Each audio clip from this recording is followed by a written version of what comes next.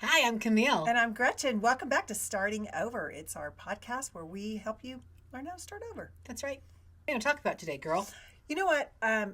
Let's talk about this. Camille and I were having this conversation, and I know y'all go through this. We all do, where you get people that put the blame on you for how they feel. Oh, all the time. I used to hear from someone, thanks a lot, Camille. And I could not help but literally laugh out loud. I'm like, what? Wait, Say that again. I'm sorry. What did I do?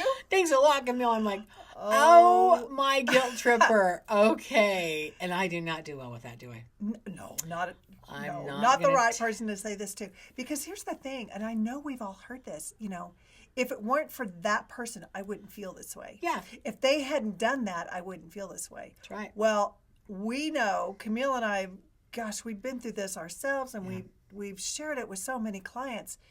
You're the only one responsible for how you feel, regardless. Yeah. I know this is hard, but regardless of the situation going on. Yeah. And they, that is, you can have cancer and still be happy. Yeah. You can choose your mood. You can Yeah. choose your mood. And guess what? When you choose your mood and it's for the better, your outcome's going to be better. That's right. Well, and you can choose how people affect you. But when someone is basically saying thanks a lot, they're really saying you did this to me, and without you, I wouldn't feel this way. And look, that's how children are. If a baby, That's true. it's like you look at how we used to operate as kids, and we haven't changed much, right? But if we have a mood where we're temper tantrum, throwing a fit, angry, powerless, the kids would do that to make us feel helpless and powerless. Didn't we do that to our parents, right? So if you look at how people process things, when they're feeling an emotion, they want you to feel that same emotion.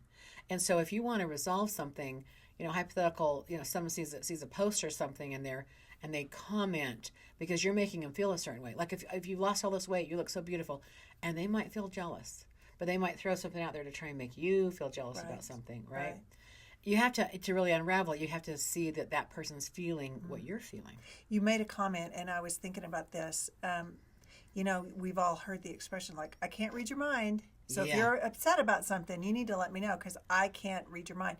But how many times do people, they don't want to say what they really feel. They want you to figure it out. You should know. Exactly. And if I make you feel the way I feel, then you'll know how it feels. It's a get even tactic. It's like, well, I'll show you. It's such a cycle.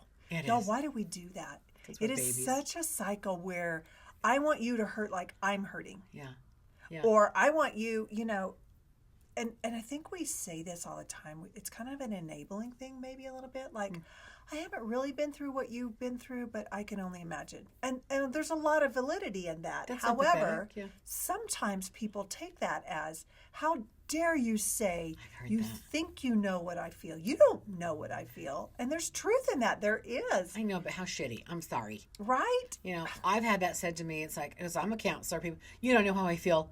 Actually, I kind of do. I can understand how you feel. I've lived life outside of the desk. I can. Right. But it's almost like no one's got it worse than me. And this is my platform, my trophy. Don't take that from me. Right. They don't want you to empathize. Right. They don't want to get over it either. And I deal with people that have cancer all the time. Yes. They don't want to hear how to have a better attitude. No. They want you to feel bad for them because they're sick. Yeah. Which is why my whole premise was, I'm not telling anybody I'm sick because I don't want anybody feeling bad for me because I don't feel bad for me, right? But usually, and we were just listening to this video, the video was talking about, and I don't think it's just children, I think it's anybody. You kind of just said this. That's right. A child will treat you the way they want you to feel that they're feeling. That's it. And That's it. so you think about that in your adult relationships, especially with your significant other, whoever that is. If I give you the silent treatment, I'm going to give that to you because I'm so mad at you. I want you to feel how mad I am. Right. And if we can realize that is a tactic, that we human beings, we are the best communicators, obviously, right?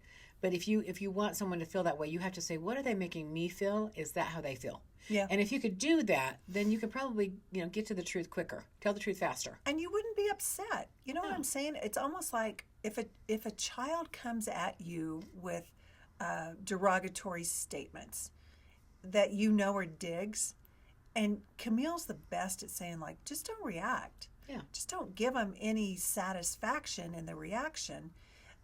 That sounded That's good, though. Satisfaction in the reaction. Mick Jagger, did you hear that? You got a lyric going on there, My girl. gosh. No, but you know what? There's some truth in that. Yes. And that I think people find more beneficial feelings of, I want you to feel as miserable as me. Oh, that's what people do. It's the co-misery thing, right? And I'll tell you, women especially don't trust other women if they don't have any problems. So you have to have like so many people, but it's like just a conversation of, well, this is what I'm going through and my health and my body, and well, you know what I went through. Like it's almost like then they feel like we're both commiserating, or like same level, or like it's some kind of one-upper. It is. It's like, one-upper, but it's you also. You think that's bad? I've done this. Yeah. You know, and that was something, and I don't mean to keep referring back to cancer as my crutch, but I will tell you, I didn't want to tell people I had cancer because I didn't want that conversation. Oh, you think that's bad? My mom died. Oh, you just have uterine cancer? Well, wait, I know somebody had brain cancer. You know, it was there was no goodness that was coming from that conversation. No. I'll tell you, this is verbatim what happened to me when I was my first marriage that ended poorly. It ended with a pregnancy, not mine. He got my neighbor pregnant. But one best friend. Yeah, my girlfriend. Not me, y'all. Do not put that on me. No. I didn't know her. Long time ago. But I had this double betrayal, and I was just gutted. I was like, oh my goodness. And I was raising his little boy, and so I was going to lose that kid. So if I got divorced, I lost two people, not just one. It was really his little boy from somebody else. Yes, not this that I had pregnancy. all those years. Yeah. But again, I hadn't adopted him. Long story short, I was really gonna go through a lot of pain, and he was gonna go through pain. But I called someone in my family to just share what I was going through, and it wasn't, oh my gosh, I am so sorry. I'm here for you. It was, well, now you know how I feel. And I said, oh, there's another child. I said, what? Right, because you're thinking someone got pregnant. Yeah. What do you mean? In your goodness of what you're trying to do, you're like, wait, I can help. I didn't know that. If I not known something, but it literally couldn't be about me. It needed to be that was the moment for them to say, see, you know how I feel now. And so and I'm thinking, well, should I have known as a 10-year-old that's what you went through and felt? Oh my goodness. But that's how some people are. They just can't empathize, and they take everything's about them. Right. You see, right? And so, and that is very immature. It's an immature way of looking at life. People want to call it narcissistic. Maybe it is, because the narcissist can only see themselves. And so, if they're going through something and they put it on you, well, this is what I went through. You're supposed to empathize with me now, so you're upstaging me. But they don't see themselves upstaging you. They're just like, no, you're finally understanding me. me. Yeah. I went through something years and years ago in a relationship, and called a family member from this side of the relationship. Yeah. And it was the same thing. Yeah. It was, well, it can't be as bad as what I've been through. Right. This kind of stuff, and I'm thinking, wow. Suck it up. It literally can make you feel crazy, very alone. Crazy. Like, you know what, I can't talk to anybody. Yeah. Maybe that's God going, yes, you can't. That's why you talk to me. Or Camille. Right. But so how can people not absorb the feelings that other people want them to feel? Well, if someone's trying to guilt trip or again put pressure on you, or well, this is about me, you have to have the presence of mind to realize who you're talking to, and it's probably equivalent to a teenager, okay, that really doesn't have the ability to have empathy, and I've some teenagers really can't. But you have to not take that bait. And some people that just go, gosh, I was trying to share my feelings, but I'm almost in trouble for sharing them, or they never got heard. I would say go quiet, like silence. That is not a safe person for you to share this with. They're not going to empathize with you. You're wasting your breath. It's going to be all about them. So just have the presence of mind to just disengage, pull away, find someone else to talk to, or just, but the most important person you talk to is the one that's either going to validate you or invalidate you. And at that moment, you need some help. You need some healing. So don't keep talking. Just go quiet. There's a level of bait and switch that people have, and I've witnessed this a lot with women. Yeah. When you're happy, and you're at a place in your life that you're happy, somebody thinks they're going to come in with information that's going to save you from possible future heartache. But really, what they're doing is, I don't want you to be happy. Yeah. Because I'm not. Yeah. And so I'm going to tell you a gossip thing, or maybe it's even just made up, and that's going to bring you down. Yeah. And therefore, you're not going to be as happy as you appear, and you're going to be just like me, down on this lower vibration. That's right. Trying to steal your joy. And again, it's a matter of read through the feelings, you know. That's right. Because people can be masters of words, and they can say all the right things, and they can be very empathetic. But what is the motive? What's really behind it? Yeah. Because when it comes right down to, especially something like that, it doesn't matter the occasion. Why are you coming at me with something that happened to you, when whoever it is, when that person's at a state of happiness? You're wanting them to fail in their happiness so that they can be miserable like you are. That's right. And if people aren't careful about that, look, everyone, and if you're somebody, you're going to have haters. That's just how it goes, right? Yeah.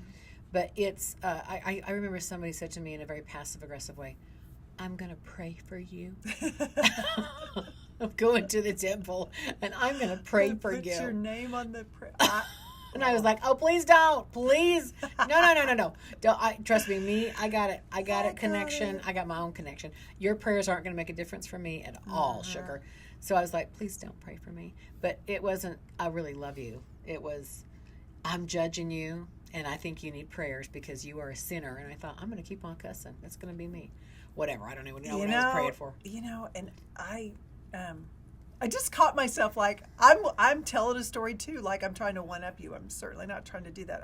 I'm trying to say like, oh my gosh, I understand what you're saying. Yeah. But it's kind of in the same. You see how this happens, you know? Yeah, but you're not taking it from me. No, but you're commiserating because this happened to you. Especially in the name of religion. That's right. Because what can happen, y'all? What can happen is the person that's saying, "I will pray for you." There's a part. There's a part of just religious 101 that says basically, you have all the power, like you have and you have and you have. You have the same power to communicate with God or whoever you believe in. Of course. There's nobody over you. There's nobody that's going to connect and God's going to hear more than you. Mm-hmm. So when somebody decides they're going to take on your burdens, because you may not be good enough to get it done. Right, or righteous enough. Because I'm closer to God than you. I'm a lot more faithful and I'm a lot more spiritual than God you loves are. me more. It's exactly what God they're loves saying. me more. I know. I have been through a lifetime of that. Yes. And you know what I've learned?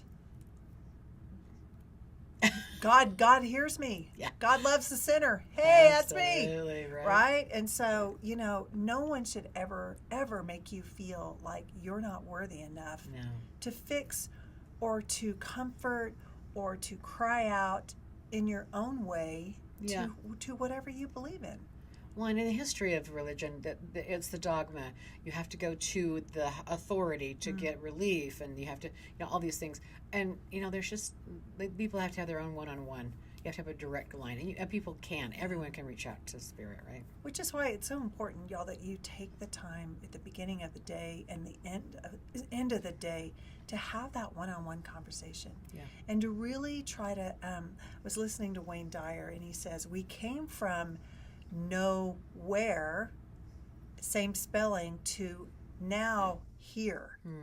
It's the same word. It's different. It's different. And so when you think about who you really are outside this body, and you think about the spiritual realm of who we all are, that is your power. Because that is that's where you're closest to your God or whoever you call to, because that becomes your spiritual energy.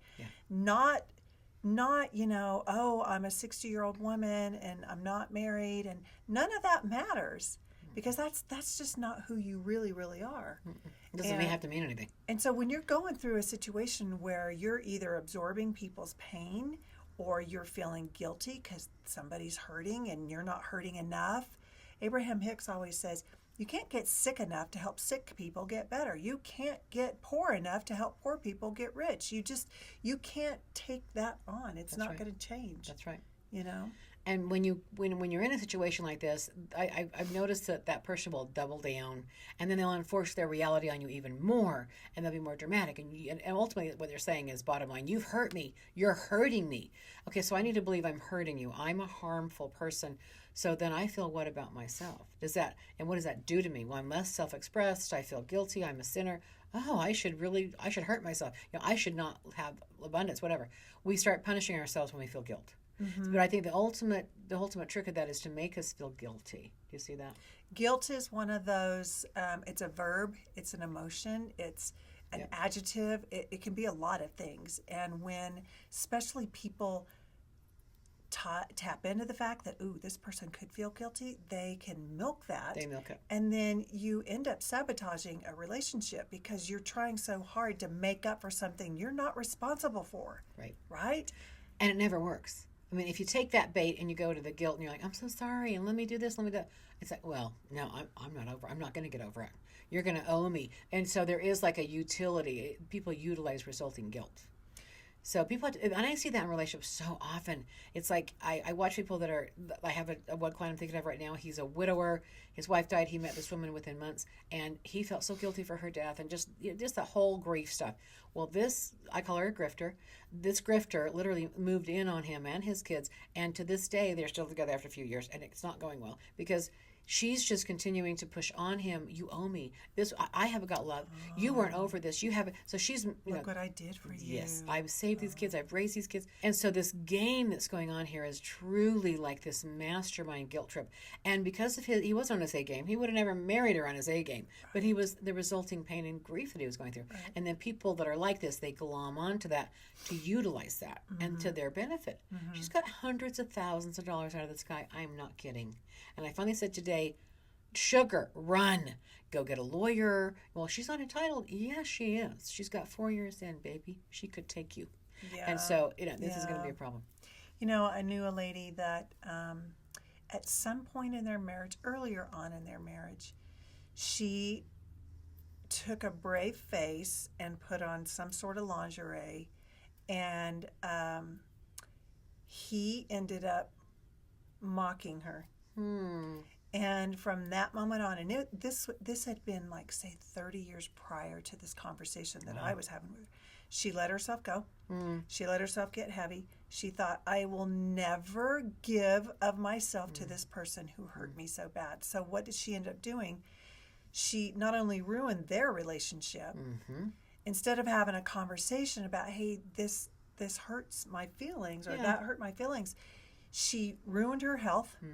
She had terrible self-esteem. Yeah, she let it hit her. She took it on. She took it on. She took it on in the name of, because of what you did. Yeah, martyred. Yeah, she's a martyr. Yeah. And y'all, that is not how we're supposed to live. No. Well, now she's stuck. And she's stuck herself. I mean, he's made one comment, and he's going to pay for that the rest of their marriage. You will pay for that, right? And then I don't have to screw you. I don't have to dress up. I don't have to keep myself up. You know what? You said that. There's my out. There's my out. Remember when you did that? Yeah. Remember, And men can't ever outlive that. They can't ever outrun that. It's just true. Right. And you know what? I mean, what if he was just like a dumb 20-something-year-old kid? Well, what if he was like, oh my gosh, I've never had lingerie in my life. Oh. Didn't know, like a nervous laugh? Yeah, like, oh, like, shoot. Right? You know? Yeah. But what ended up happening is that she found out that he was into porn. Oh. So she felt like, okay, well, he's happy with them in lingerie, but he's not happy with me in lingerie. So she took it personal. Self-condemned. Yeah. Well, she personalized it, but she weaponized it too. She did. And I think taking things personal is a lack of maturity, and we all do it. We're all immature on things. But when you weaponize it and then make them pay for hurting you like that, that's just pure evil. I'm just going to say it. Well, you have enough people that come to you as couples, and let's say one person cheated, and the other partner in the relationship can't let it go. Yeah. And yet they're there to get better, but they can't let that go. So here's what I say. You either let it go and work on forgiveness, or you leave. Because if you continue to stay, it turns into, again, it's weaponized and used against him or her, and everybody suffers for that, right? So it's almost like if you can let it go, you need to. And then some people, here's a strategy. People don't like this, but I say, well, then get even. What do you need to do to get over this? And this is confronting for people because I say, well, he cheated, so why don't you cheat? Let's just have you cheat. And the men are like, no. I mean, no, no, no. Whoa, wait a minute here. So if she's going to cheat, what does that feel like right there? And so that is, in a session, very effective because she's like, yeah, what would that feel like? And then he's now related to her pain. Yes. But if you've hurt your partner that way, you've cheated, it takes, how long do I got to apologize? How long do I got to be in the doghouse? I guess as long as it takes. But if you're the person that has been cheated on, you have to be realistic with yourself. Are you the person that can recover from this? Because if you can't, don't stay. Yeah. You're going to turn into someone you hate. And your family will hate you too because you're bitter and can't get over it. And you're miserable. And you're not, none of us are meant to be miserable, regardless of what somebody does. Right. Regardless, y'all. That's right. You can find your own happiness right. regardless of a situation. But it also doesn't mean you have to stay in it. And I don't mean a relationship. It could be anything, even in the thought process or the feelings. That's so, right. That's right. Bottom line, if you're absorbing somebody's negative feelings that they're pushing on you, Yes. you don't have to do that. No. You don't have to do that, and you don't have to be that person that does it to somebody else either. Yeah. Be responsible for yourself, self-generate, and quit taking things personal. All right, everybody. Thanks so much for being here. If you'd like to work with Camille and I, just go to startingovercommunications.com. And book some time with us. Yeah. And we'd love to work with you. All right. We'll see you next time. Bye. Bye.